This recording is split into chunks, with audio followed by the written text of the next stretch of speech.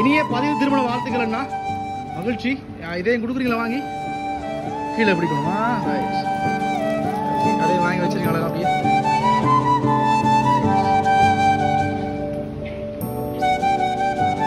கீழே வச்சிருக்கீங்க.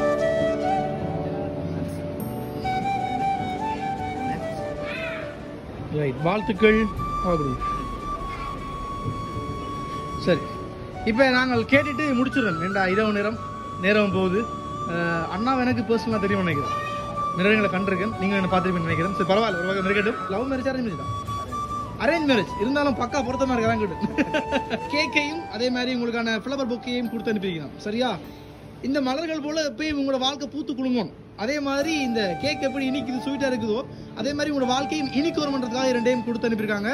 சொல்லுங்க, யார் கொடுத்துருப்பீங்க கிஃப்டையும்? அது எனக்கு தெரியாது. ஏன்னா கொடுத்தவங்க சொல்லல, மாப்பிள்ளை விடா பொம்பளான்னு சொல்லல. அவங்க பேர் மட்டும் தான் தெரியும். ஆஸ்திரேலியா இருந்து அடி நந்தகுமாரி. அவங்களா? ராஜகுமாரியா? யாருது? யார் ராஜகுமாரி? உங்க அம்மாண்ட பெஸ்ட். அம்மாண்ட பெஸ்ட் கொடுக்குறாங்க. ரைட், நீங்க சொல்லுங்க, யாரா இருக்கு? அக்கா. அக்காட பேர் என்ன? ஆர்த்தியும் கொடுக்கல. அவருக்கு தெரியும் நினைக்கிறேன். சிரிக்கிறார். அண்ணா தெரியுமா?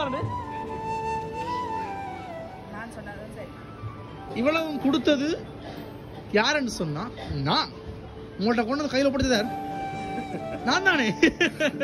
ஆனா கொடுக்க சொன்னது உங்களுடைய ராஜகுமாரி அண்டி. கணவருக்கு என்ன பேர்? கணவருக்கு என்ன பேர்?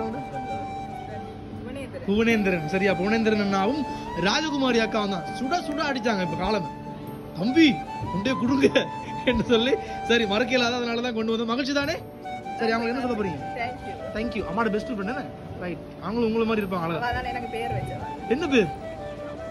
விதுஷான்னு வச்சாங்களா பேர்? ரைட், பாத்தீங்கன்னா அவங்க மறக்க இல்லை. சரி, அதனாலதான் இந்த திருமணத்திற்காக, இந்த பதிவு திருமணத்துக்காக இந்த பரிசுகளையும் கொடுத்துருக்காங்க. ரைட், மகிழ்ச்சியாக்கா.